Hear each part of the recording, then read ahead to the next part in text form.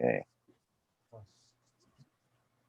Okay, so the first, I'm glad that most of you were able to hear that meditation, because that's going to be kind of the root of where we're going in this section, in these sessions, are really going to touch on the nature of the self. What is the self? What is the difference when we refer to the self as I versus as the ego? So you have these two words, right? I, which is the first person pronoun that's used, yo, or ya, or ich, or ana, depending on what language you're speaking. We're all English speakers, so we're going to say I. But then there's this construct called the ego, which also means I. It happens to mean I, but ego is not the same thing as I, although it would very, very much like to be the same thing. In fact, that's what the ego is all about. The ego is all about aping the ontological status of I.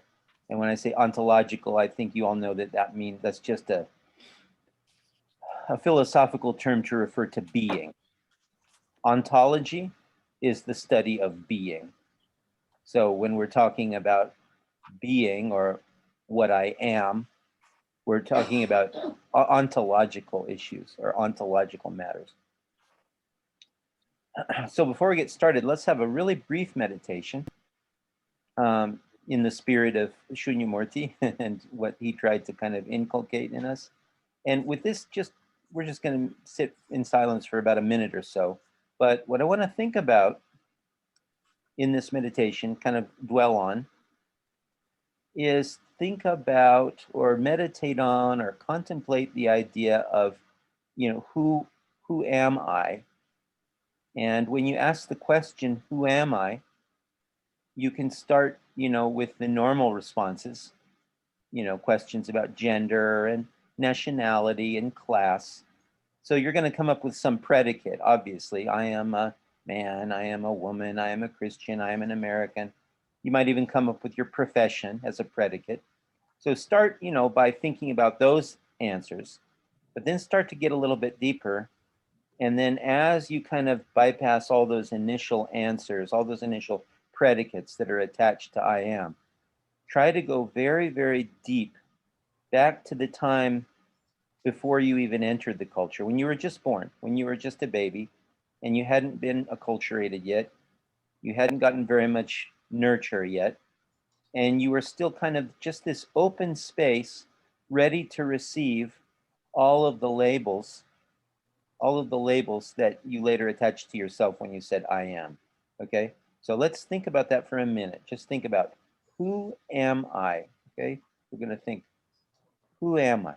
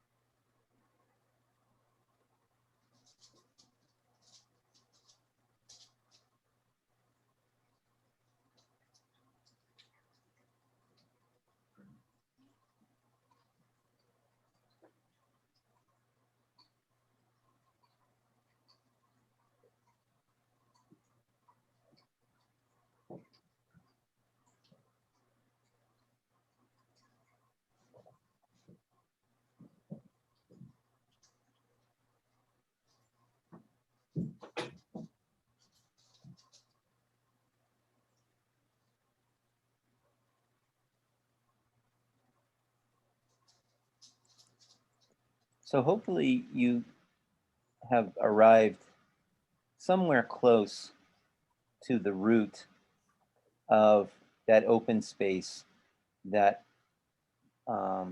you were able to fill with like different definitions of yourself that were given to you by the culture. Now, this meditation that we just did is going to be part of the exercise that we're going to have this week. And as you remember, just as a reminder, that in the Wisdom School, we have 3 different practical kind of duties to do throughout the week. The first one, of course, is the ongoing practice of some kind of contemplative practice. So the assumption while you're in wisdom school is that you have an ongoing contemplative practice like either centering prayer or Zen meditation or Lectio Divina or anything.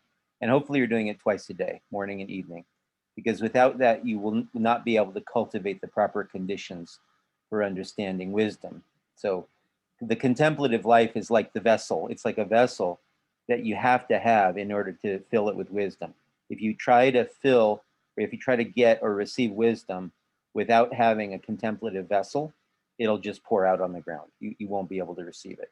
So you have to build a vessel. And that vessel is built in your contemplative practice, whatever you choose that to be. A second thing is the journaling. And I'm hoping that you're keeping up from the journaling that we started when we first started these classes. And the journaling is often hand in hand with the exercises, because we have these spiritual exercises that you do throughout the week. And part of what you can write in your journal is the results of the exercises. So, for example, the exercise this week is going to be to take some contemplative time to just sit, some quiet time, or maybe while you're looking at a sunset, or sometime in some kind of quiet space where you can really ruminate over these ideas and think about, try to remember, that's a better way to put it. Remember how you derived these ideas of yourself. Try to remember the first time you realized yourself as your gender, or the very first time in your life you realized yourself as your nationality, or whatever your religion is, whatever religious label you apply to yourself. Try to remember the first time you identified as that. Try to remember the first time you realized that you were part of the social class that you're part of, or whatever your station is in society. And then go back and try to remember your first feelings of really having a kind of a vocation or an interest or something in life where you said, well, I'm a carpenter, I'm a chiropractor, or whatever it says you kind of conceive yourself as being. I'm a healer, I'm a helper, I'm a thinker, right? You have kind of different identities around which you formed what probably later became your profession or your interests. So take some time just to think about when it was in your life that you first began to think about yourself that way and to label yourself with that label. And then you can go a little bit deeper, depending on how much time you have. I mean, I would start the exercise, if you don't have very much time to do this, just start with gender, nationality, and class, because that touches on basically those are the three most salient points that most people identify with. In fact, that's why in the book of Galatians, we see St. Paul writing probably what was the very first creed of the Christian church, which said that in Christ there is neither male nor female, Greek nor Jew, slave nor free. In the Roman world, these were the designations that qualified an identity. We have different qualifiers in our society, but you get the basic idea, right? If you're going to do a meditation like this to get to know who you truly are, you're going to really want to try to secure your mind, the memory of how you got the notion of your gender, how you arrived at the notion of your class, and how you arrived at the notion of your nationality. And then you can go deeper. You can go to religion and profession. And then if you want to keep going with this exercise, think about, for example, where did you get your first notion of your favorite foods? Like, where I was thinking the other day, where did I first decide that I really loved pizza? Where did you first arrive at your favorite, whatever it is? I want to focus on food because you're going to see that when we get into this talk later on about identity, that food is a big portion of our identity, which is why we say in our culture, you are what you eat. We don't realize actually how huge a role food plays in the formation of identity, especially national foods. you know, Mexican, Italian. This is why our culture is so enamored of foods from all over the world, because we have a feeling that if we can devour foods from every culture, we can devour the world itself. There's a kind of background notion in this. When we go to a buffet on one of these cruises and the buffet is laid out with all the foods of the world, we have an unconscious feeling that we've actually been able to subdue the world, at least with our stomachs. It's a fantasy cruise. So think about how you got your notions of your favorite food, and how you identify with that flavor or that kind of food, and why you identify with the foods you don't like. Okay, and then one more step in this exercise. And again, this is an exercise for journaling, because what I'd like to do the next time we meet is, if you're willing to share some of the, you don't have to share everything, obviously. Many of these thoughts are very personal and private, but you know, I'd like to actually, maybe if you could just take one or two things from this list where you got your first idea of your identity or your religion or your favorite food. I'd like everybody to share a little bit about that next time we meet. And then the last one is, try to remember the first time you realized your relatives, your parents or your uncles or your brothers and sisters, if you have them. Try to recall your first familiarization with them, where you first met them, as it were. Of course, it's much harder with your mother, because your mother is basically part of yourself. But it's possible to go so deep as to really kind of know when you had a first kind of conscious notion that this is your mother. So this is something that you're going to try to go back and remember, right? As a kind of, maybe you can call it like a visualization or a remembering. And then try to think of like some of your closest friends, or the people who are closest to you, or maybe even your favorite role models or saints, or the people that you admire. Try to remember the first time that you identified with these people as whoever they were, the role that they were playing in your life. Okay, so that should be more than enough to meditate on and to do an exercise with. And then we'll talk about the results of what you came up with next time. And that's also the topic for your journaling. Any questions about that?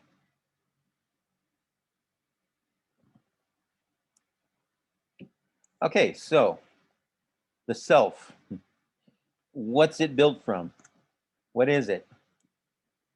Let's shoot out some ideas to start. And if you want to, you can use the microphone, or you can type it in the chat. I'll even actually type the question in the chat. What is, if you were to give it one word, and you might even have a clue, if you've already read through the notes in this class, you'll have a clue of where I'm getting at. But maybe everybody say or type one word. What is the self?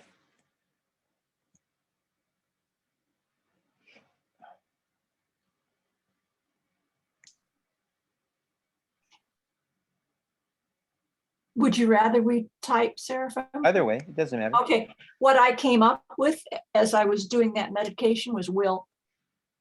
Will, okay, I'll type it there for you. So Martha says will. Okay, my son is here today. He's saying separation. So I'll put that on the board.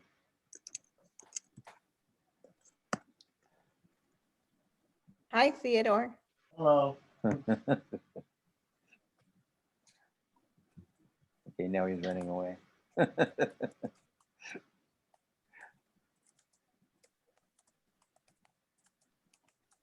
Oh, okay. Any other ideas? A story. The self is a story. It's will, separation. Immutable. Consciousness of self. Okay, so consciousness. All right. Now, all of those words kind of, they're pretty much, they have something in common. I think most of them do, actually.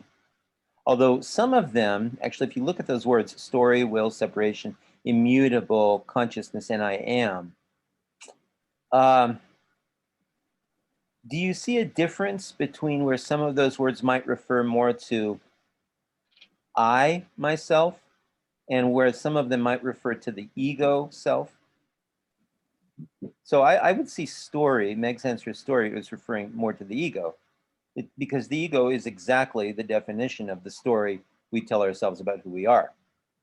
Particularly the stories we tell ourselves about how we can defend ourselves against pain and suffering. That's the story of my avoidance or fear of pain and suffering. That's my ego. Will is perfect, although will can be one of two aspects. There can be, and this is straight from our study of Kabbalah, there can be a will to bestow and a will to receive. And we're going to get much more into that later, but just keep in mind that will has a non-dual aspect. The will is both the will to give and to bestow, and the will to receive, particularly to receive pleasure. Separation is a textbook definition of the ego. That's basically what the ego is. It separates itself from the whole of reality in order to tell this story about its own, its own kind of self-produced existence. The quintessential nursery rhyme of the separate ego is little Jack Horner sat in a corner eating his Christmas pie. He stuck in his thumb and pulled out a plum and said, "What a good boy am I." I could go deeply into the Jungian analysis of what this is all about, but basically it's the tale of separation. It's how children learn that they are little good boys sitting in corners, sticking their thumbs in pies and congratulating themselves for this effort. Immutable, that's interesting. That tells me more about the I, the eternal I, than the ego, right? So we'll get into that. Definitely consciousness. It's inseparable from consciousness. And I am is the quintessential statement also of self. So where we're going to go from all of these is I'm going to kind of collate all these words and just give it one designation, which the closest is probably will, and that is just desire. Okay. And so according to this approach that we're taking, not only is the self made up of desire, but everything is made of desire. There isn't anything that is not a desire. And I'm going to use a philosophical term for desire here so that we can kind of just get a better differentiation of common desire from this universal desire that makes up the entire substance of the universe. So the word is, and this is from philosophy, the word is actually conation. And what conation is, and particularly not just conation, but it's a conation for self-preservation. Conation just means desire. That's all that it means, okay? Conation is just a fancy way to say desire or will.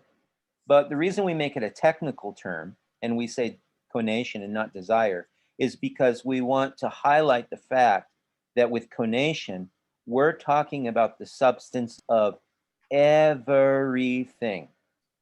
Everything from subatomic particles to atoms to molecules to organisms to animals to humans to planets and heavenly bodies. Everything that is by virtue of the fact that there's something in it that desires to maintain its structure as itself, right? So you even think of a rock. Does a rock have a desire or a consciousness or a conation? Well, absolutely it does. It's simply the natural law. It's the force within that rock that maintains its structure as a rock. It's the reason a rock doesn't transmogrify into a tree or a wisp of air or a feather or something else. The reason anything continues being the thing that it is because it has a conation to continue maintaining the physical laws of being what it is.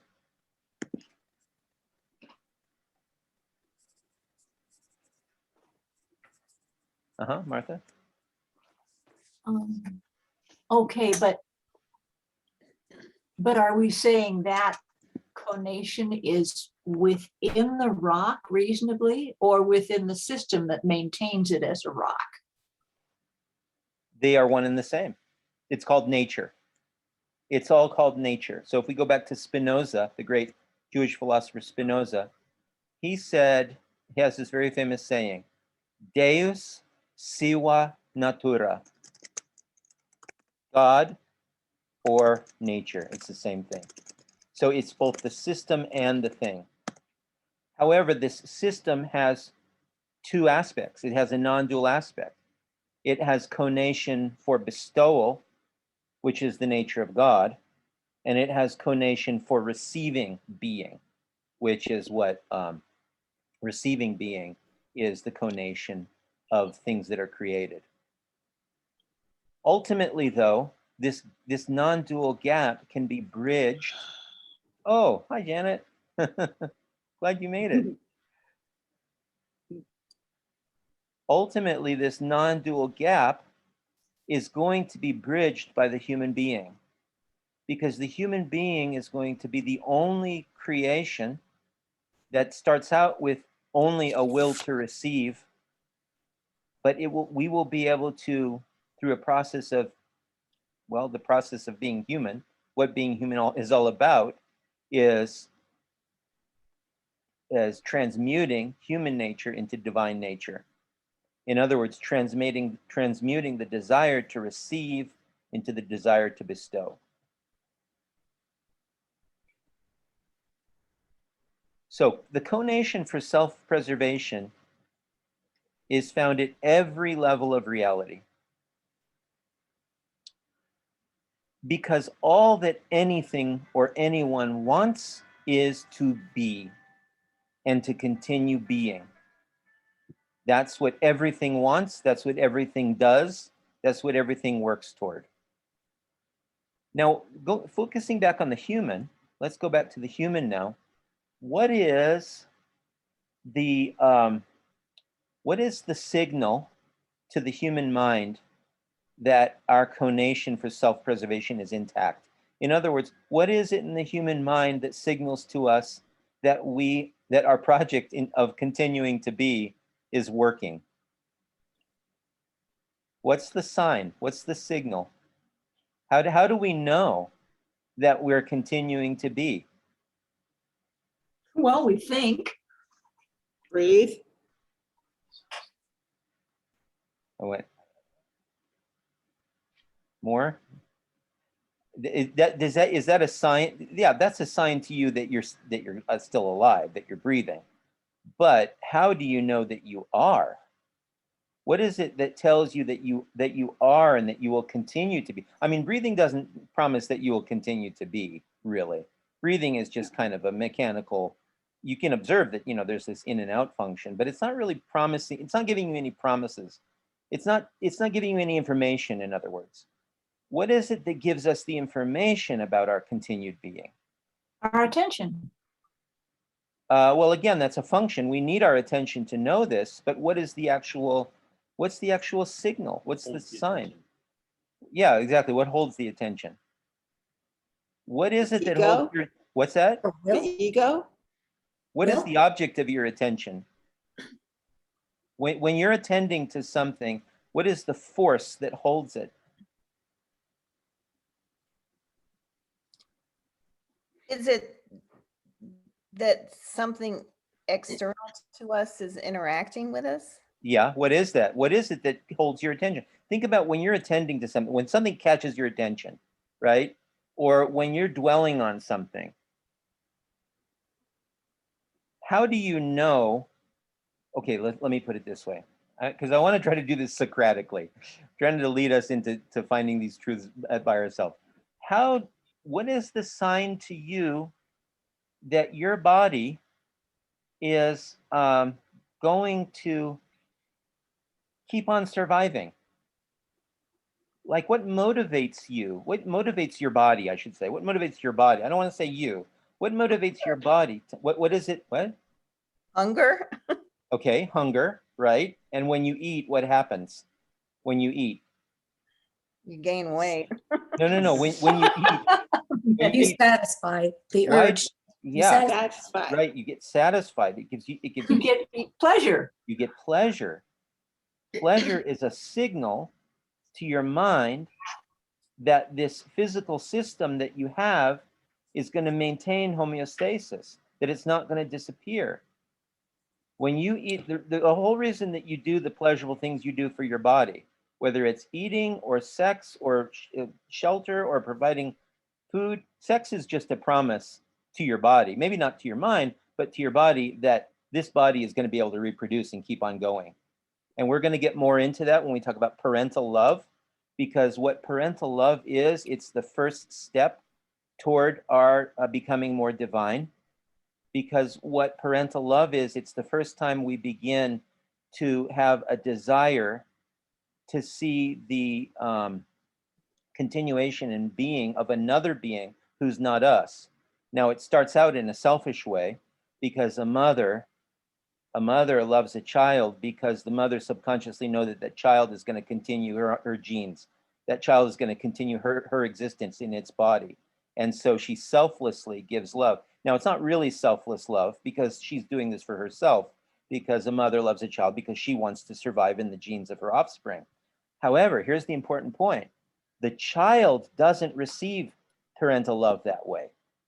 For the child, parental love is total, absolute, divine, unselfish love, because the child doesn't know that the parent is giving this love selfishly. So that's why parental love is really the very first step in understanding what divinity is. And that's why we get our first conceptualizations of God, of the divine, from our parents, because our parents are our first examples to us of what absolutely selfless love might be like. But getting back to desire, all right, so we have these two, we have this kind of binary signaling system. We have pleasure, all kinds of pleasures, all kinds of bodily pleasures that signal to us that our body is going to remain intact, that we're not going to die, that we're not going to get sick. You know, we eat so that basically we can keep on going and keep on being. Again, you are what you eat, right? And it's really interesting that in many actually Indo-European languages, the words for eat and to be and to eat are the same. Like in German, essen, right? And in Russian, jest. These words both mean to be and to eat, right? So when you're eating, what you're really doing is you are unconsciously or consciously attempting to continue being. And the signal that your project is working is pleasure. Now, that then tells us that what is pain? If pleasure is the signal that we get to continue being, what is the essence of pain? Don't. Pain is an alarm. It's an alarm to the system that you may not continue to be, that there's a threat to the organism. Pain is a signal to your organism that the being that you've rooted in your body may not continue going on, and that integrity of being may disappear, which is why it feels so damn bad, because our most cherished thought is the thought that we will continue to be. And if there's any threat at any level to that cherished thought that we'll continue to be, there is an existential and visceral reaction, which we call pain. Because pain really isn't anything. I mean, why do we evaluate pain as being bad? I mean, bad is just a thought. Pain is just a sensation, just like pleasure is just a sensation. There's no essential value of a sensation. When a neuron, when one of your nerves vibrates, it's not saying I'm a bad vibration or a good vibration. It's just a vibration. It's just a sensation. It's you who says it's bad or good, and that evaluation of whether something is bad or good comes from your idea that this sensation is either going to maintain the integrity of the body or going to deteriorate the integrity of the body. The first we call pleasure, the second we call pain. Okay, so now let's take the next step to going with body And our association of being, or I should say ego, with the body.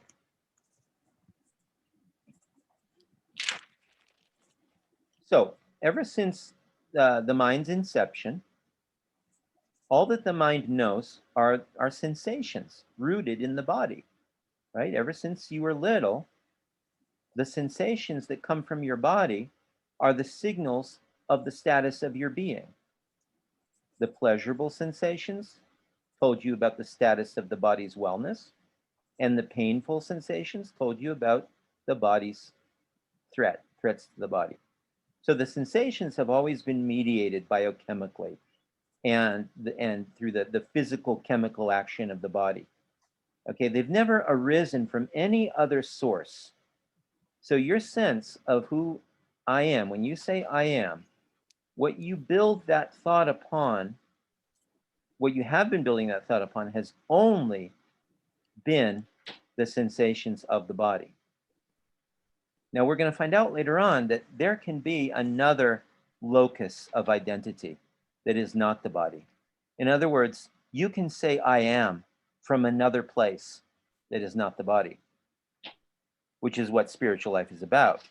But initially, before we learn anything about spirituality, the only thing we know about being is from information that the body tells us about being. We can't guess that there would be some other location from which to derive the sense of I. Naturally, the mind cannot help but conclude that the physical body and being are identical. Why would the mind ever question or doubt the indubitable fact that pain and pleasure are biochemical in nature, such that both sensations represent a state of being that is inseparable from the body, and for all intents and purposes just is the body?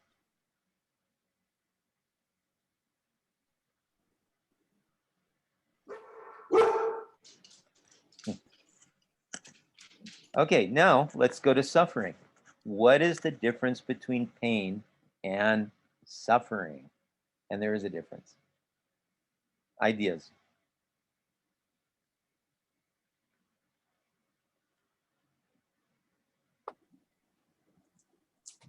Suffering is pain without meaning. Okay, Because you think it's pain without meaning? Okay. I think so, because childbirth is very painful, but there is a meaning in it. But isn't there suffering in childbirth? Yeah, there is, but I mean, Wouldn't you suffering. interpret that suffering as having the meaning that the purpose would eventually be the birth of a child? Yes. Yeah. So yes, so I'm saying suffering without meaning. So what was your question again? I guess maybe you The said difference suffering between versus pain and suffering. Oh yeah, okay. Because it seems like it's very important that we don't disattach meaning from suffering, because if we do that, then we won't be able to consciously suffer, which is kind of the essence of spiritual life. You have to actually find the meaning in your suffering if you're going to, if it's going to do any supernatural good. Because suffering actually has a supernatural purpose, and the purpose of suffering is that we suffer consciously, so that it can be, as I remember Meg Newell said, well, lift it up. Remember, Meg, you told us that the nuns would told you that you have to lift it up. So offer it up. Offer it up. There we go. Sorry, offer it up. Right. That's ultimately Offer it up. giving meaning to suffering is offering it up. Well, that's what I would say. Pain is sensation, and suffering is okay. Suffering is pain, but pain is suffering without the story. Yeah. The sensation. Right. So the suffering, because I think you can suffer without being in pain. That's right. Well, you can suffer without being in physical pain. Right. Right. But you can experience suffering, Psychic suffering. Child is sick. I Right. mean, nothing works. That's a Right.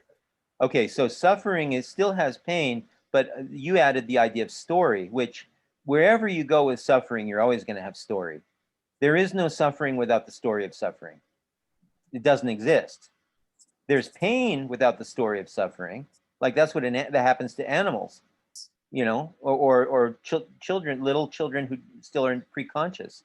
They experience a sensation that we read when we see their reaction to that sensation. It could be crying. It could be some physical thing like maybe redness, you know, whatever it is.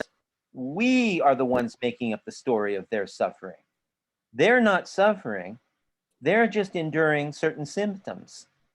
But we tell the story, oh, my dog is suffering because I haven't fed him in 3 days. And so he's howling. And so we tell the story of our dog suffering, but our dog is not suffering. Our dog is feeling pain, feeling a sensation. Because Seraphim, is suffering an evaluation? right, that's what it is. It's giving value to your pain, Right. to a sensation. That's what it is. You're evaluating a sensation as being something you like or dislike. Yes. So we can train ourselves, actually. It's possible to train yourself to receive suffering. I don't want to say it as pleasure, because that will make you sound, I'm trying to turn you guys into masochists. So it's not, you don't want to receive your pain as pleasure, but you do receive you evaluate your pain positively because your pain actually serves a purpose. Okay? So there's a way to not suffer from your pain, because there's a way to evaluate the pain you're experiencing as a productive kind of supernatural suffering.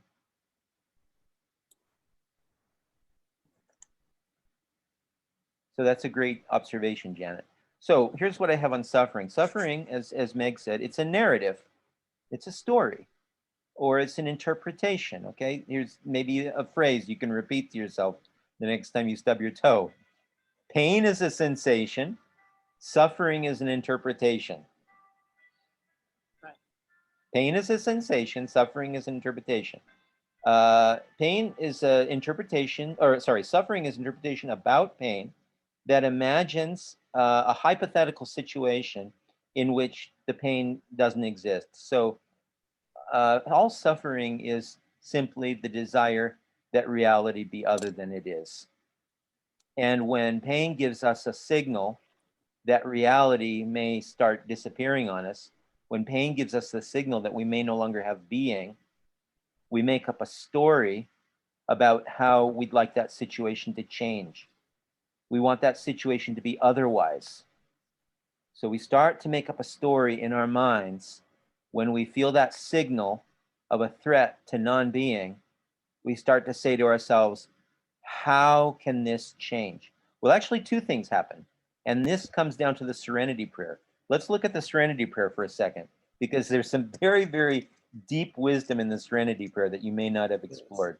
So I'm going to type it in the chat, but I'm sure you're all familiar with it, but I'll type it anyway.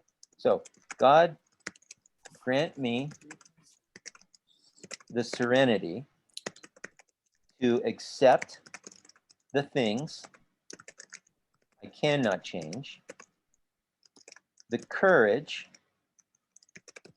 to change the things I can, and the wisdom to know the difference.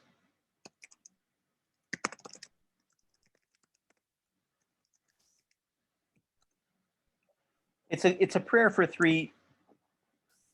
three modes of awareness, for three virtues. It's a prayer for serenity, would be absolute and total confidence that being is not going to abandon you, that you're always going to be, or that there will always be some being in some form. That's what serenity is. The Jews call it shalom, or peace. Jesus called it the peace that passeth understanding. There's many cultures, many ways to say it. When we say shanti, shanti, shanti in the Sanskrit prayer, that's what that is. That's serenity. It's the absolute and total confidence in the integrity of being. That being cannot not be, and that somehow or another, at some level, you will always be a part of that being. So when suffering comes along and when pain comes along, you repeat the serenity prayer and you ask for serenity in the face of that suffering, because what you're really asking for is the confidence that this apparent threat to the integrity of my being is not actually a threat. I have nothing to fear. There is no fear from this threat, because my faith, my deep abiding faith, is serenity. It's in the knowledge and insight that being is eternal and that I'm a part of that being because I am. Because if I wasn't, I wouldn't be making this statement. I wouldn't be thinking thoughts. So I must be. In as much as I can say I am, I know that I'm participating in a being that can never not be. So that's serenity. That gives you the serenity. So it's a prayer for serenity, but it's also a prayer for the personal power to effect some kind of a change in your situation, if that's possible. If it is within the realm of your personal power, then what you're asking for is, the capacity to be able to do that. So it's a prayer for serenity or confidence in being. It's a prayer for the capacity to be able to change if you can. Actually, most things you cannot change. But what the very little tiny spark of reality that's within your bailiwick, you can do it. And it's also a prayer mainly for what is called discernment. That's what wisdom is. Now, wisdom used to be considered in the ancient world the highest virtue. It's what everybody wanted. Because if you could get discernment, you would be able to make proper sense out of your life. Because all life really is, that, all it consists of are moments that we can either control or not control. But if we start falling into the delusion of thinking we can control things that we can't, or thinking that we can't control things that we can, we're in trouble. Then you fall off the edge into, let's say that you're not properly human. So the way to learn to become a proper human being is by gaining this discernment, this wisdom, in being able to properly discern what is it that I can change, what is it that I can't. So the engine for the Serenity Prayer, obviously this is suffering, right? All throughout human history, the way that human history has progressed and gone forward, it's a very simple algorithm. Suffering arrives at a human mind. The human mind applies the Serenity Prayer, and humanity goes forward. That is, if a human is a proper human and properly exploiting, or I should say, using wisdom in the proper way, one of two responses will occur to suffering. Either you will seek divine help. When you seek divine help, in other words, when you're suffering, why is it that God gives us suffering? Well, one of the main reasons is because God wants us to turn to God and to absolute being for a source of comfort, of knowing that God is the source of being and not ourselves. And sometimes we forget this. Very often we forget that we are not the source of our being, and the body is not the source of being, but God is. And so suffering is given to us as a reminder that there's actually there's a supernatural source from which being comes, to which you must turn if you are to get anywhere spiritually. So that's the first benefit of suffering. The very first benefit of suffering is that it reminds us that we have to turn to the source of being in order to grow. You know, something happens to the human soul in suffering when it learns to turn to God as the source of its being. If you read the book of Job, the whole solution to this quagmire of suffering is in the book of Job. Because what happens there is that Job has this complaint, and all of his friends, there's this absolute mystery as to why suffering is occurring. And the change that occurs in Job happens at an internal level that the authors of Job hope will actually happen to the reader as well. Okay, let me take any questions before we go on to the next part or comments. Janet, your microphone is up. Yeah. In Buddhism, and they go over this a lot, and that is if a pain comes up, or we identify it, we label it as a pain, right? But if you go into it, if you be with it and actually study it, it becomes something else. And we label the word pain has bodily experiences in it. And if you do tear it apart, it becomes something entirely different, which is very interesting to me, and I've done it where I have a pain and that's, oh my God, that's a pain, and then you actually dissect it and it's not that at all. It's actually a new sensation that maybe I've never had before. Yeah. Really, and your whole life you've been telling the story that's suffering, and now you're getting the news that, wait, maybe this isn't a source of suffering. Right. Yeah. Right.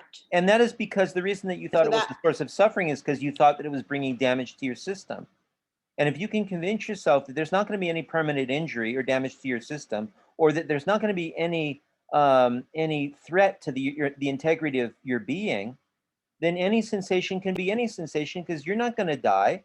It's just something that you feel, like a roller coaster ride or a hot chili pepper. Most people enjoy that stuff. It's a new sensation. Right. Yeah, it's a new sensation. Yeah, anyway, very good. No, that's exactly right. So, and I want to tell, actually, in the Buddhist context, this is really important for the point that I was making about appealing to God, because Buddhists don't believe in God, which is good on them. I mean, it's probably better not to believe in God than to believe in God. But if you're stuck with the idea of God because you were born in Western culture, we need to work with that. But either way, whether you believe in God or you don't believe in God, the point is that when you sit and look at your pain and appeal to the purity of being to relieve you of this suffering, when you appeal to that, whether you want to call it nirvana or God or whatever it is, when you sit in meditation and actually rework the story, that's what I'm talking about. It changes you. And that's what happened in the book of Job. In the book of Job, we read in the last part of Job, God gives this whole message to Job. And what he does is he's defamiliarizing the story of Job's suffering. Because in the first part of the book of Job, his friends have been coming to him, giving him the narrative of how he should interpret his suffering. And then God comes along at the second part of Job and says, that's not how you should interpret suffering at all. This is the way you should interpret it. And this reinterpretation of suffering is actually what makes Job's, story so relevant. Okay, my phone is ringing. I hope this. Just a second.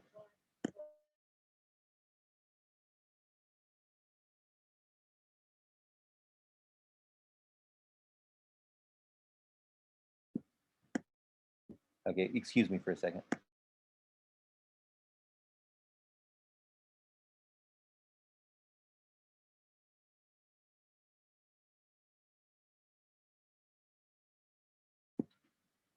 Okay, so we have to really get actually to the second part of this beautiful structure of suffering. Because suffering, as I said, it drives human history forward, because on the one hand, it causes us to do exactly what Janet was just describing in Buddhist meditation, which is to really find out and search out the meaning and source of suffering so we can defamiliarize it and get a different idea of what it's for. That's the first thing. And let's just sum all of those ideas up into one expression. We'll call it appeal to the divine, or an appeal for help. That's what suffering forces us to do. It forces us to appeal to the divine for help rather than ourselves. But the second thing it does is in the second part of the Serenity Prayer, right? The courage, it says, of course, wow, it's really mistyped in the notes. The courage, it should say the courage to change the things I can. Only suffering has given humankind, it's the only source of impotence for developing the intelligence to change the situation. All human progress in culture and technology and science comes about as the attempt to relieve suffering. If we did not try to use intelligence and develop an intelligence to relieve suffering or to make sense of suffering, we still would be primates. If we did not have the story of suffering to advance forward our intelligence, because that's what all technology and all culture is. It's an attempt to deal with this story that we tell ourselves about suffering, which is we want reality to be other than it is. And that's what culture is doing. That's what technology is doing. That's what science is doing. It's discovering ways to make reality other than it is so that we don't have to suffer so much. Only suffering pushes us to that. If we didn't have the story of suffering to push us to that, we would not make those advances. Okay, so you see there's two beautiful fruits of suffering. The first one is that it forces us to go back to God and to appeal to divine help, the source of being. And the second is that it advances human intelligence so that we can grow in consciousness. That's how suffering expands consciousness. And the way this engine, this sort of two-piston engine, right? It's the piston of divine help and growing intelligence. Divine help, progressing intelligence. And the way these work in harmony is through wisdom. Because in discerning the difference, right? Discerning the difference between the things we can change and the things we can't change, these pistons work properly and harmoniously.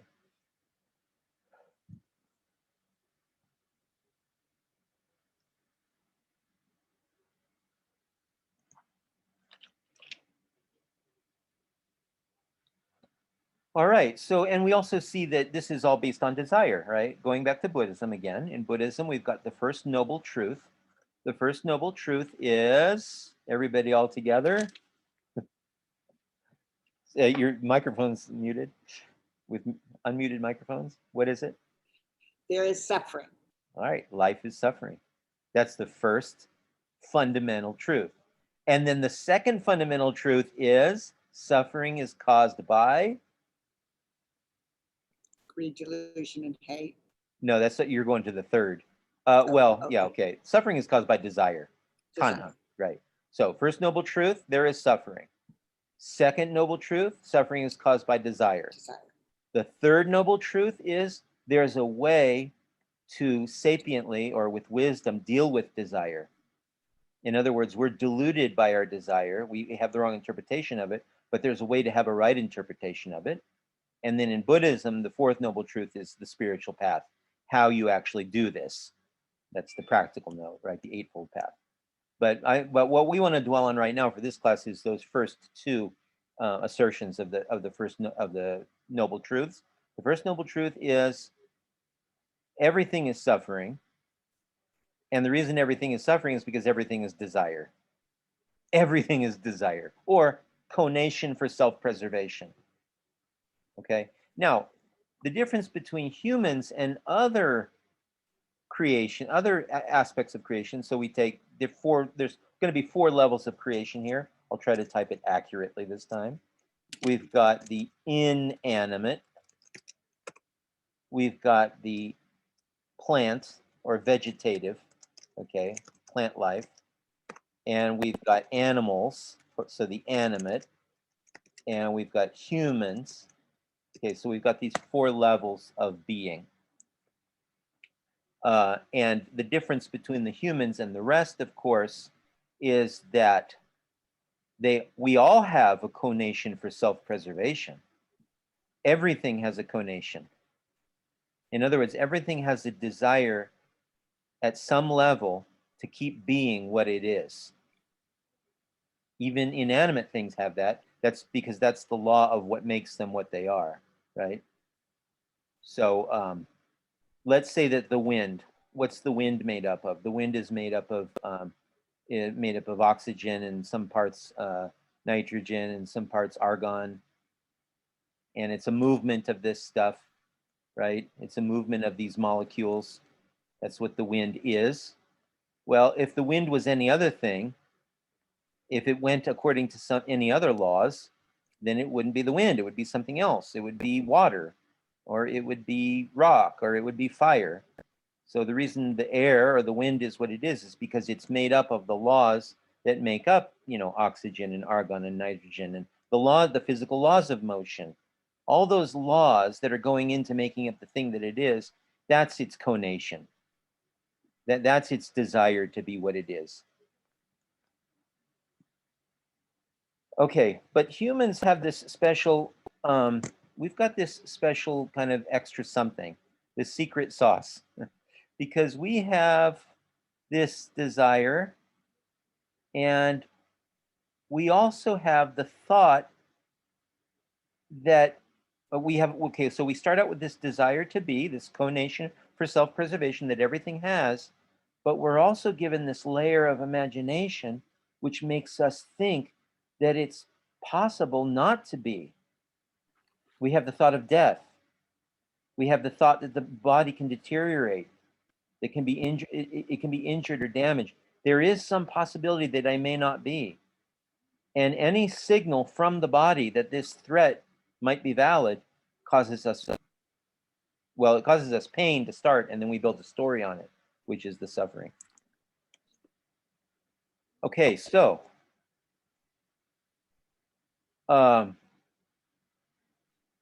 let's go back to pleasure.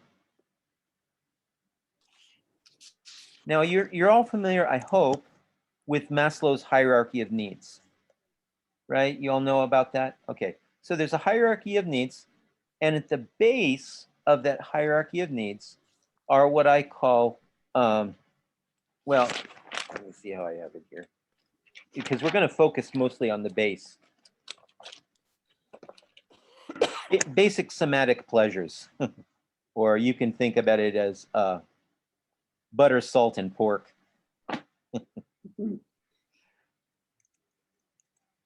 BSPs.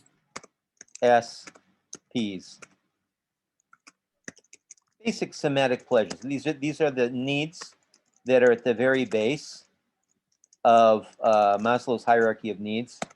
So this is going to be food, drink, breath, sex, clothing, and shelter.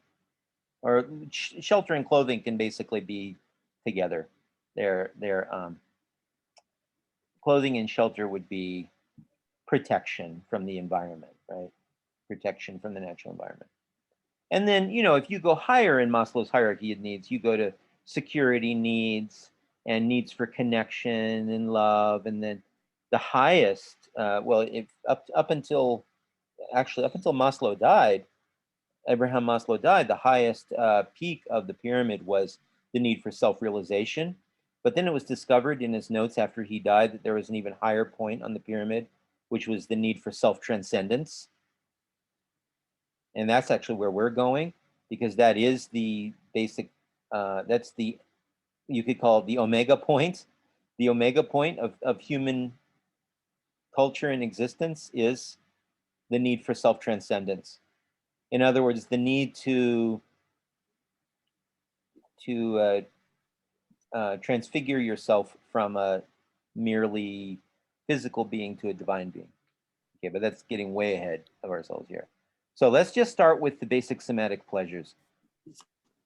Food and sex. And food, basically, I'm talking about food. I'm going to focus on food and sex because food is the signal to the mind that the body is continuing, and sex, that is orgasm, is the signal to the mind that there's a possibility that the body can continue. Now, all kinds of other things enter into human psychology after this basic level. So you might ask, well, what about homosexuals? You know, when homosexuals have sex, they're not signaling to them their body. That's not a signal that they're going to continue to procreate. Well, it actually is, because, you know, when the body has an orgasm, the body is not saying, oh, well, this is actually an orgasm, you know, stimulated by someone of the same sex.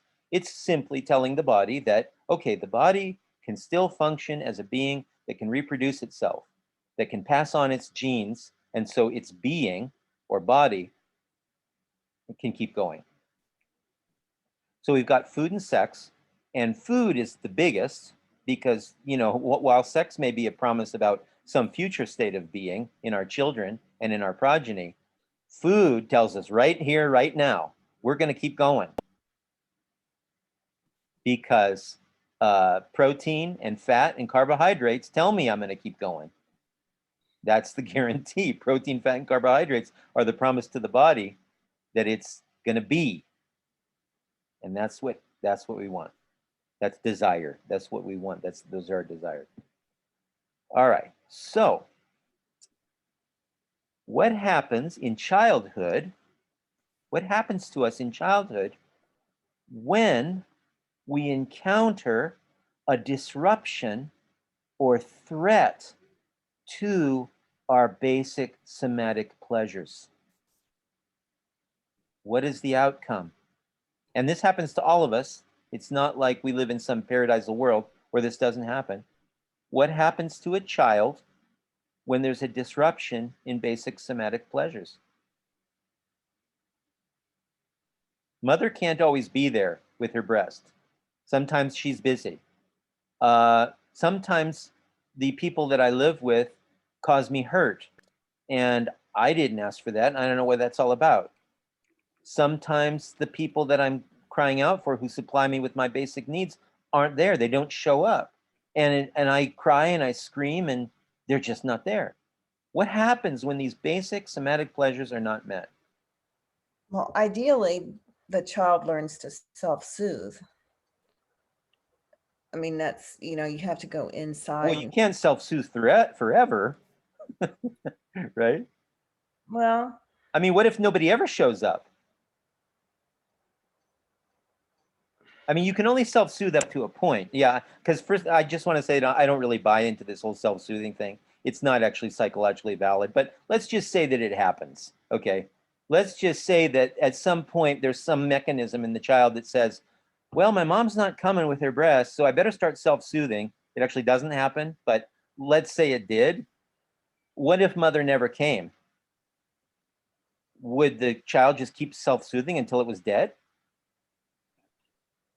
No, I don't think so. What happens is what really comes about when the child's needs are disrupted? Like trauma. Trauma, right? It's called trauma. Trauma.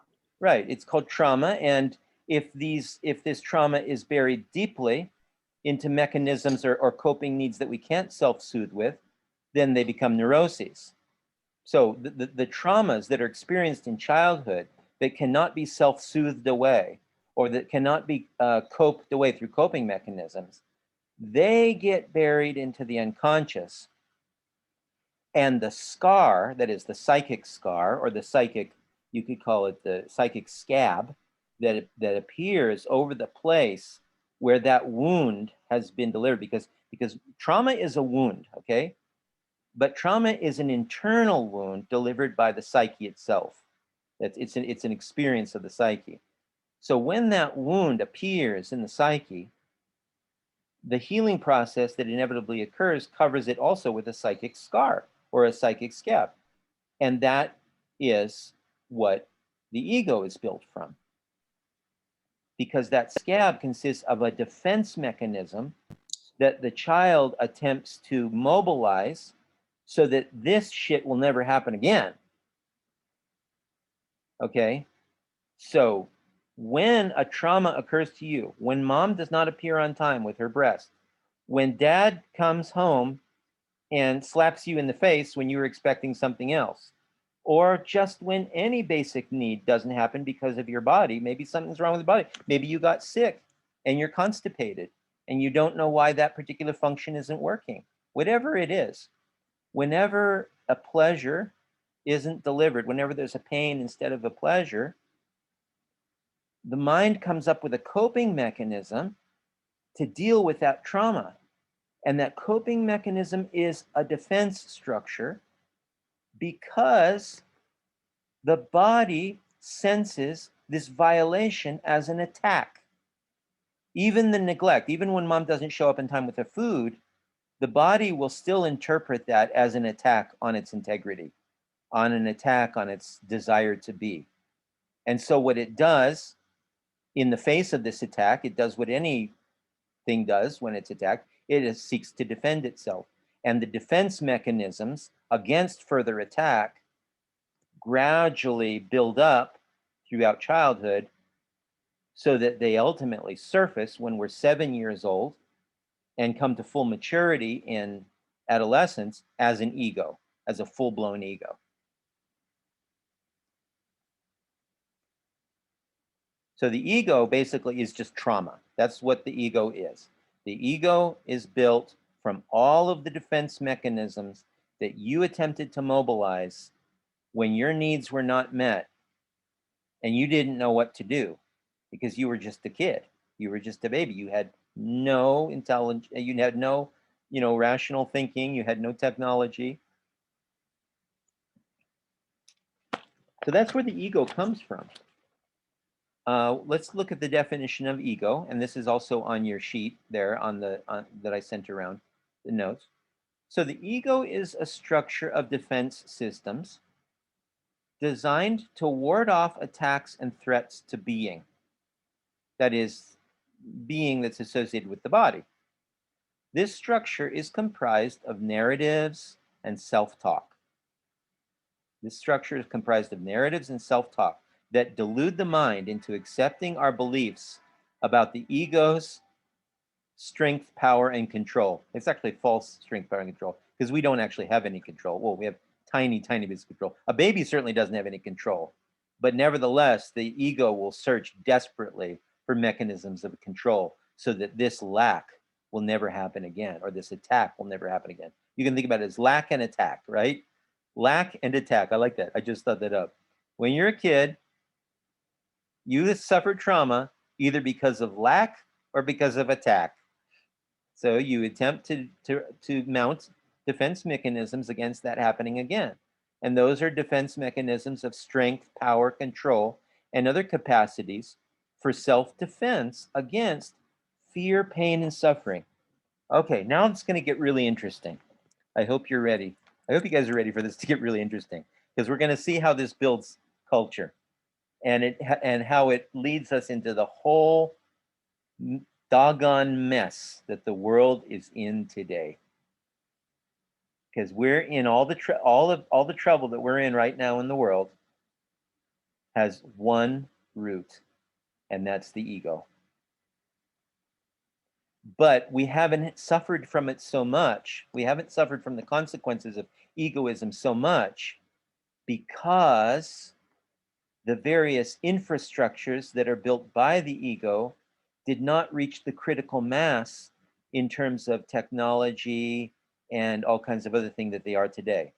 But right now, with all the political turmoil we have, the climate change, the viruses, all the trouble we have, mostly the climate though, but everything else as well, all of our cultural and social problems, they all come because this 5,000-year project of human history being built on the ego is now reaching a point where there's a clash between the two impulses that we have as social beings.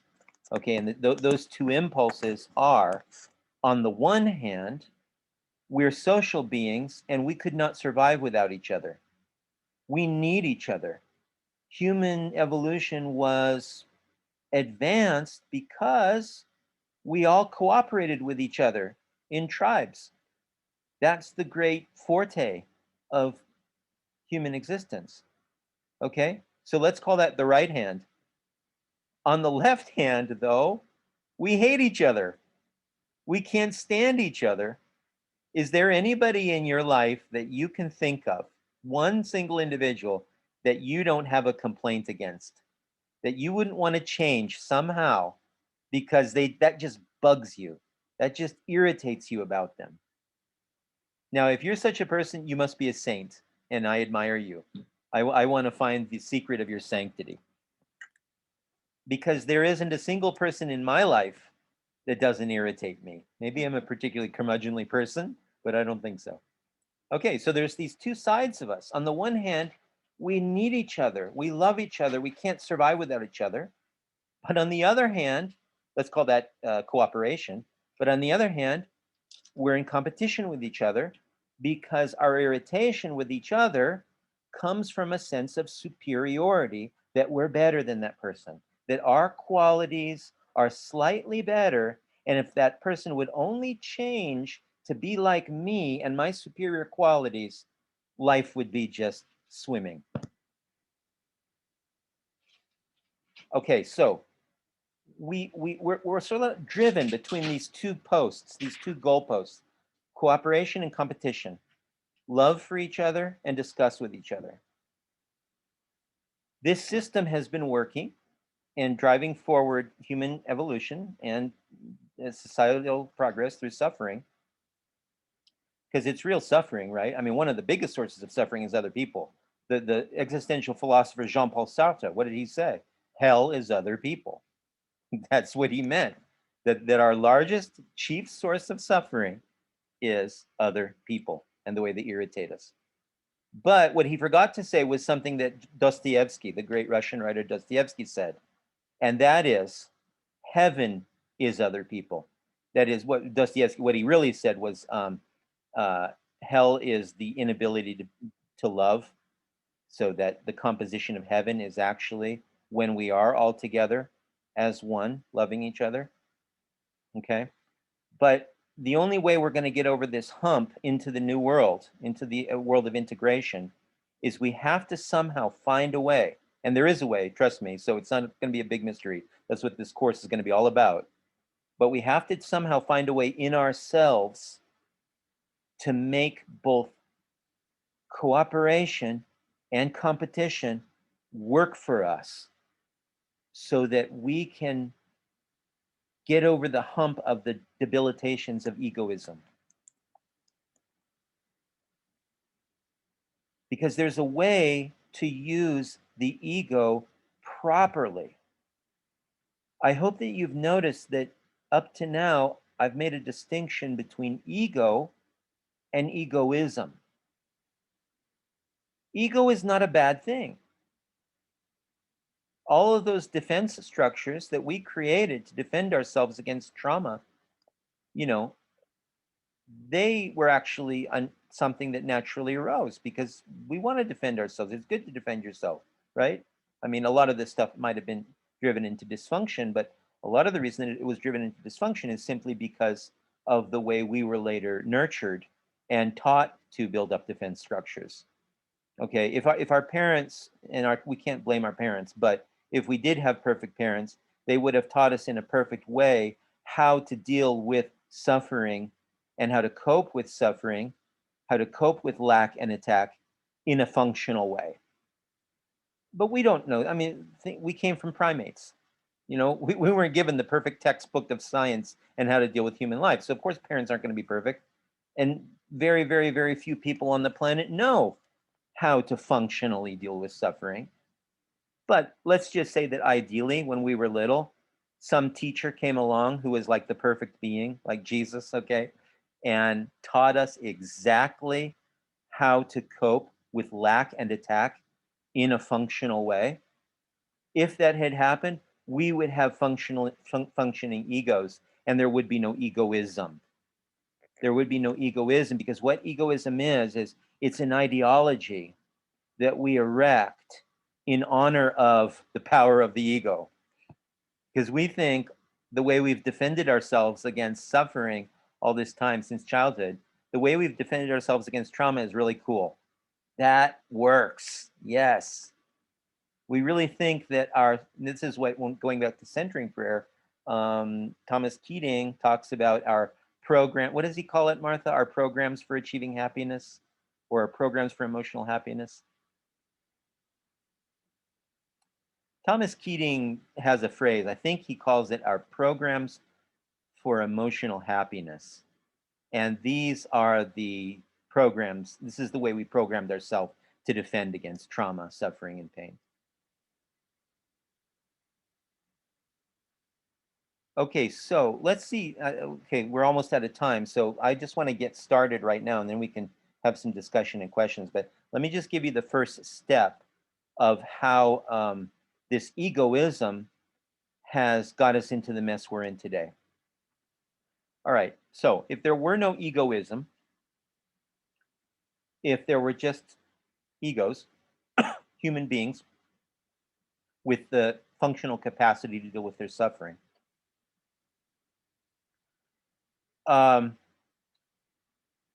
we would receive our basic somatic pleasures, and we would all share our basic somatic pleasures equally in a cooperative way, and we'd live in utopia, because that would be the perfect society where, if we go according to the gospel saying, what did Jesus say? He said, behold the lilies of the field, they do not spin nor toil, right?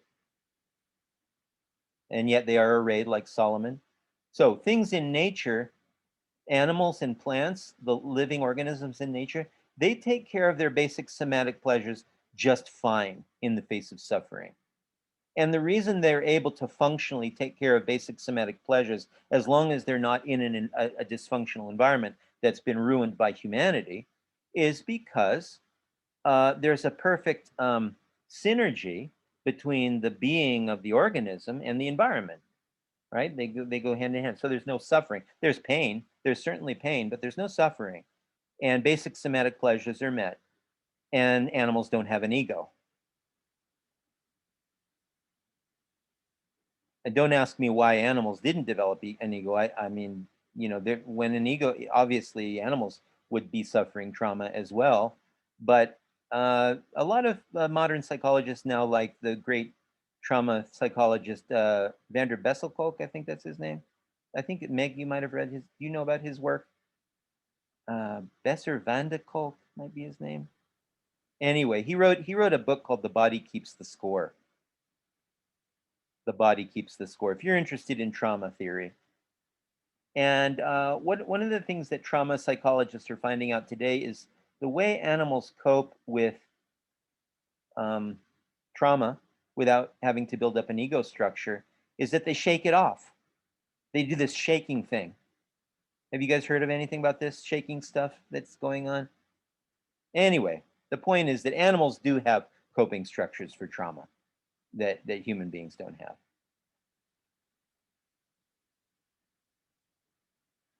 All right, but we have egos. So what do we do when there is a compromise to the reception of our basic somatic pleasure? Our food, our sex, our shelter, our protection. What do we do? Bessel van der Kolk. There you go. Thank you, Meg. That's what I'm talking about. What do we do? Let me pose the question to the class. What is our strategy for dealing with, and I'm talking about being adults now, I'm not a little child, I'm not talking about the coping mechanisms of little children.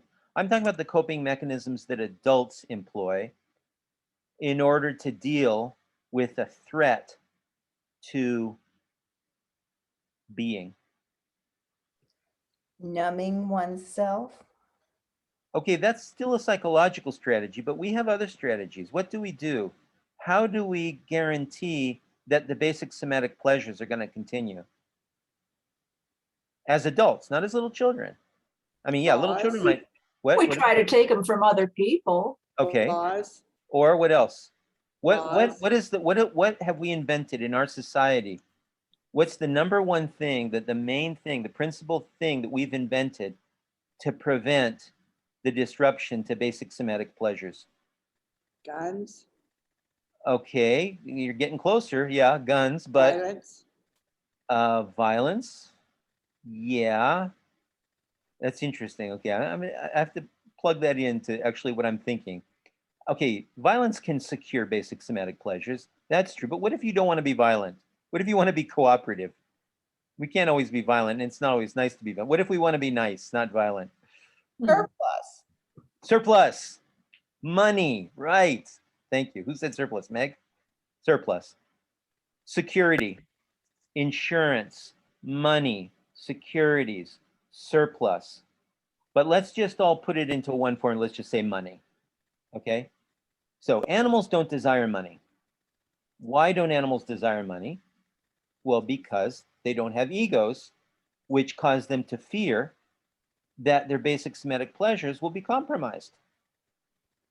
What money is money is our guarantee that the pleasure will keep on flowing, that there's not going to be any disruption to the pleasure. I mean, that's the civilized way we do it. Of course, if we're uncivilized, we could resort to violence. That's true. That's what people do, I guess, in the gap. But the civilized way we go about securing our basic somatic pleasures is through the construct of money. So our second order desire, let's call basic somatic pleasures our first order desires. Our second order desires are for money, or all of the things that are like money. You know, all the things that secure first level desires. All right, so, and that happened, okay, so the first, let's say, 200,000 years of human evolution were spent only in securing basic somatic pleasures. And it wasn't until about 4,000 to 5,000 years ago that the evolution of human desire, the evolution of consciousness, came up with the idea of money. Okay, so something appeared, something, because of all that suffering for 190,000 years, humans suffered and suffered and suffered and suffered, and were still able to get their basic somatic pleasures. But all that suffering eventually developed our intelligence enough to make us think of this idea of money. And the desire for money was a new desire. It was a brand new desire on the field of conation. Okay, and then what's the next step after money? We know that if our basic somatic pleasures are compromised, we seek out security, we seek out money, so that flow of pleasures won't be interrupted. But what happens if we then begin to fear with our ego? What if the ego begins to fear that there's not going to be enough money, or that money won't be forthcoming? How do you control the flow of money? Or how do you control the nature of money so you can guarantee that money will always be there? War. Okay.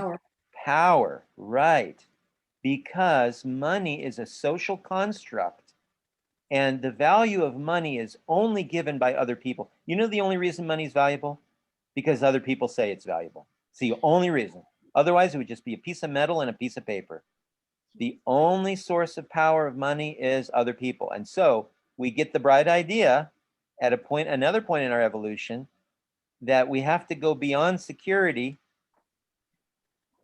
that is money security, if we want to be secure in our egos, if we want to keep the basic somatic pleasures flowing. So the next step in the evolution of desire is the desire for power, for military might, to control other people. If you can gain dominance over other people, you can gain your access to security, which gives you access to basic somatic pleasure. You see how civilization is gradually rising? And this is all being done by the ego, okay? All of this stuff is being driven by the ego's fear that pleasures will not be forthcoming to it. And so it fears, it's afraid, so it invents money. And then it's afraid, it's still afraid, and so it invents power over other people. Okay. But then There's a point in which in evolution, which we think, wait a second, money gives me power over my basic somatic pleasures, and power over other people gives me power over money. But what gives me power over other people? And you could say violence, but violence is always kind of this. I like that Meg said that, because that's like, oh, at any point in this structure, you could always resort to violence. Well, let's say we don't want to resort to violence, okay? What if we want to be civilized? How are we going to gain power over people in a civilized way without gunning them down? Knowledge, education. Knowledge, exactly. We control other minds through knowledge. Okay, so knowledge is the very peak of human desire. For an advanced human being, somebody that's not a total lowlife or a cretin, you end up figuring out in your life what you want most is knowledge. Because knowledge will give you power over other people. Power over other people will give you control of money or security, what money represents, and that will continue the flow of basic somatic pleasures. Now, that's where we are today, everybody. Today in our world, we have reached a tipping point in which the cultivation of our desires through basic somatic pleasures, money, power, and knowledge has reached its end, because our application of knowledge, we now see, results in our self-destruction. And climate change is what that is, the great sign of that, along with all of our other social ills, because all of these social ills came about as knowledge applied to technology, science, and industrialization, right? We applied our science and our technology and our industrialization to serving the ego. And what does the ego do? The ego only serves itself as it wants.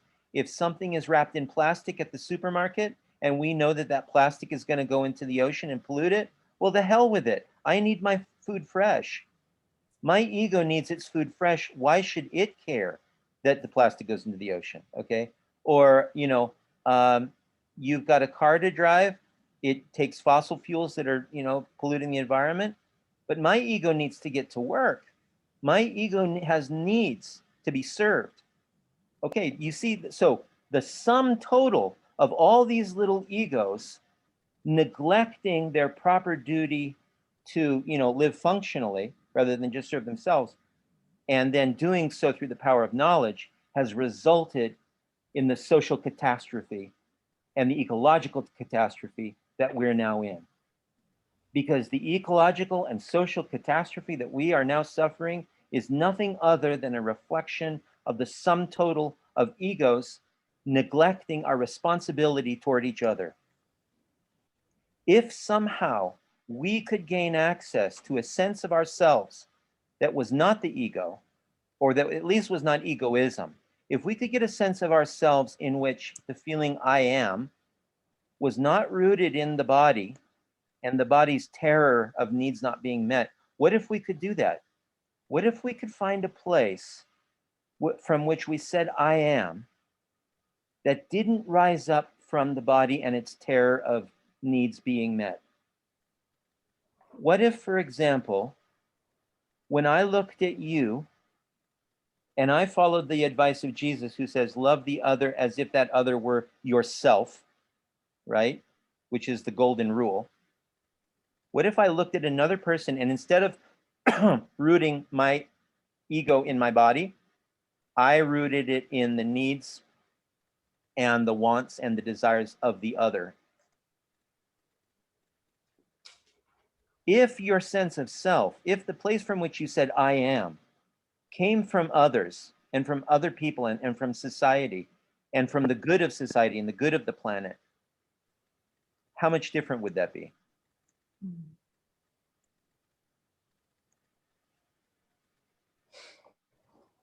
Okay, so let's wrap it up with some questions and discussion. That's been tried in American history, at least, the utopias that were established in various times where, and they worked, some longer than others. I think the one up in upper state New York was lasted a very long time, and I think it still exists. Oneida or Oneida, or whatever Anita, that yeah, is. right, Anita. But on the whole, they haven't, Why? Why haven't they worked? because of the ego, I guess. So there was the dream, they had good intentions, right? The intention was, let's center the self in a place other than the ego. Let's center ourselves in the community. But I think probably if you look deeply into some of those communities that didn't survive, and actually, you know, Diane, it's not just communities, American communities, that is the basis of all the world religions. At the heart of all the world religions was the essential idea that you should love the other as yourself. So the intention has always been there all throughout history. So what has been missing then is the method. Societies and religions have not had the proper methods to fully implement the golden rule. It's only ever been an idea up to now. Okay. But the premise of wisdom school, and actually the premise of wisdom as a whole, but particularly wisdom in this time, is that the reason we are in the reason we're meeting on Zoom right now, rather than meeting in Jane's Hall, there is a reason. The good news is there's a design behind all of this. That climate change and viruses and all the other horrors that are going to appear, and this isn't the last virus. There are going to be more horrors. There are going to be more diseases. There's going to be strange things coming up out of the methane in Siberia and the tundra. There's going to be awful forest fires. There's going to be absolute cataclysm on a biblical scale, all because there is actually an intelligence behind all of this. And the reason this is all happening in the world, and the reason we are now reaching what conservative Christians call the end times, we're in the tribulations of the end times now, because God is pushing us to find the method to go beyond the ego. And now this is our last chance. And because all the methods of suffering that were given to us before did not work, they only served to develop the ego up to this point. And, you know, there's both good and bad. There has been human progress. So there's like good news and bad news. The bad news is that this is our last chance as the human species to get it right. The good news is that human progress has developed up to the point technologically and socially and even religiously and spiritually where we have the capacity to change if we want to. So all of these traumas and tribulations and horrors that are happening in the world, and that will increase actually even more, they're going to increase more and more, are simply the natural pressure. They're the pressure from nature or God, however you want to put it. Nature and God are the same thing. They're the pressure from nature to make us change or die.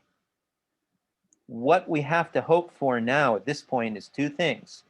Remember, going back to the Serenity Prayer, what are the two things we can do? What are the two ways suffering changes? There was. Courage. Okay, so there was the courage, right? So we have to develop courageous methods to change things, which is Yep. what wisdom school is all about. And Right. we also, have to, We have to discern what's changeable. right, but we That's have to discern, courage. we have to change, and we have to get, what's the very first line in the prayer? Serenity. Serenity, right. We have to access the source of being. We have to somehow connect ourselves with the divine supply, the divine help from which it's the only source from which human consciousness changes. Like all the changes that occur in life, the reason, for example, that biological mutations happen in an optimal way rather than in a chaotic way is because there are certain morphogenetic fields. There are certain forces coming from above that make it so that optimal changes occur rather than chaotic changes. Okay? So the only way we're gonna be receptive toward the help from the divine is if we open ourselves to it. So that's God grant me the serenity. And then God grant me the courage is we have to develop our intelligence, our skills to find a method so that we can change our egoism from an egoism centered in our body's selfish needs to an egoism in which we see the ego as being one large collective ego. So that, you know, you often hear in society, you'll hear on the media or in the news, we have to face our problems. We have to do something. We have to fix climate change. We have to get a better government. You know what the whole problem is right there? The fact that they're saying we and not I. Because we is just this chaotic plurality of egos. That's all we really is. And when we say we, what we mean is we wish, or I wish everybody else would be more like me so that we could all be a we that's like me. What we have to do is we have to go from saying we have to change to I have to change. But I don't mean I as your little individual body. I mean, we have to say, I and my other 7.5 billion bodies have to change. I and my 15 billion other hands have to do something. I and my 7.5 billion brains have to get together and think about what to do, right? I and my 7.5 billion hearts have to change. Not we, there is no we. I have to change. I have to change myself. I have to relocate the center of where I say I from my selfish little body that's going to die and that I fear is going to die. And so I have to take care of it. That has to go from a personal I to a social I.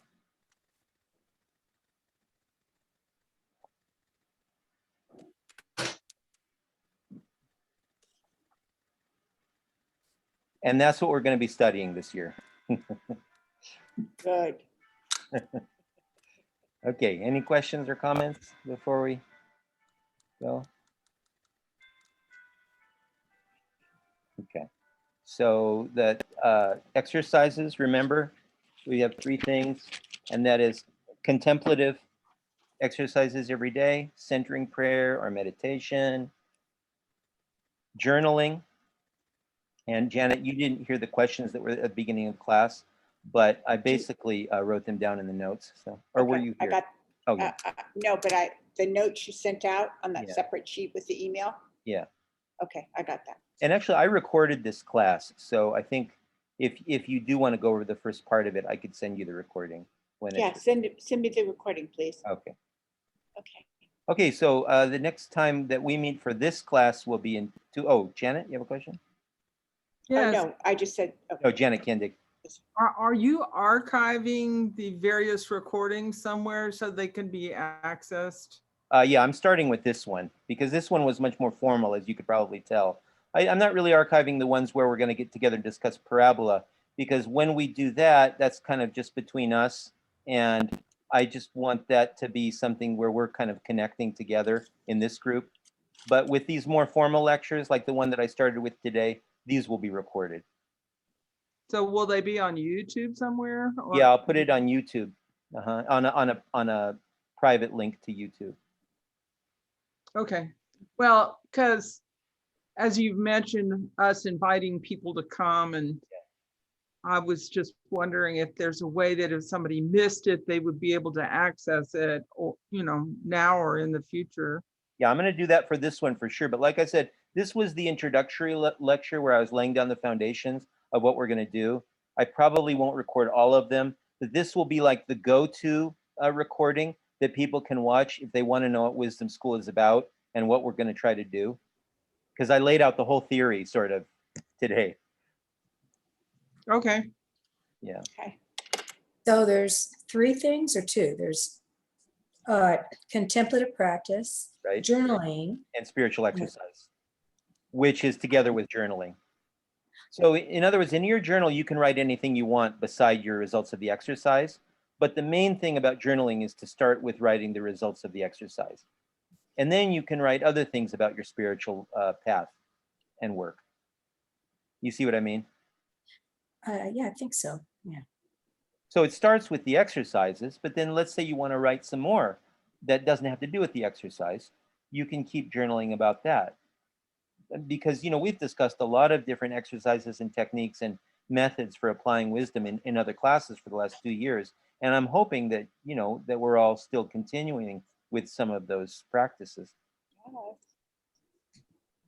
Yes.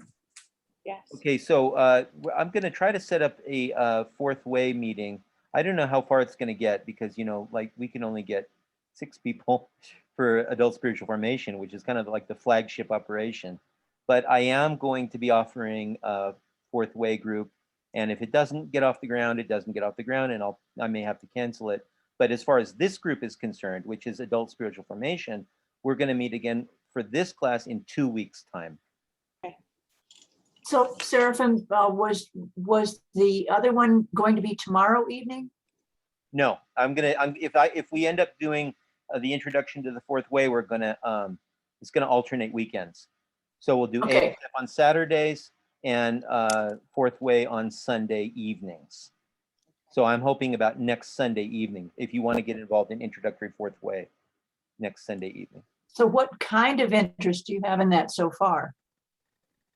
None. I mean, I think you're interested. I haven't heard very many. Okay, Janet, good. Anybody Yeah. else here want to get involved in that? Yeah, Dr. Kendig, you too? I'm interested. Sunday evenings, every other Sunday evening, will you be available for that? Yes. Okay. I'm not I understand fourth way. I know there's an Islam on a Friday you're doing. Yeah, that's going to be Friday prayers. But fourth way is going to be every other Sunday evening. And I'm about to compose a letter introducing what we're going to do in that. So I will send that all to you. And if you have further curiosity, then I guess you could sign up. Diane, were you interested in the fourth way group? Possibly, if you send out the letter, that would be great. Okay. And you all got a little taste of it when we read Maurice Nicole. That was the reason I was reading those sections from Maurice Nicole, so that you can kind of have a sample of what the fourth way is all about. Okay. Namaste. Okay. Namaste. Thank you, Seraphim. Okay, thank you. Thanks, Seraphim.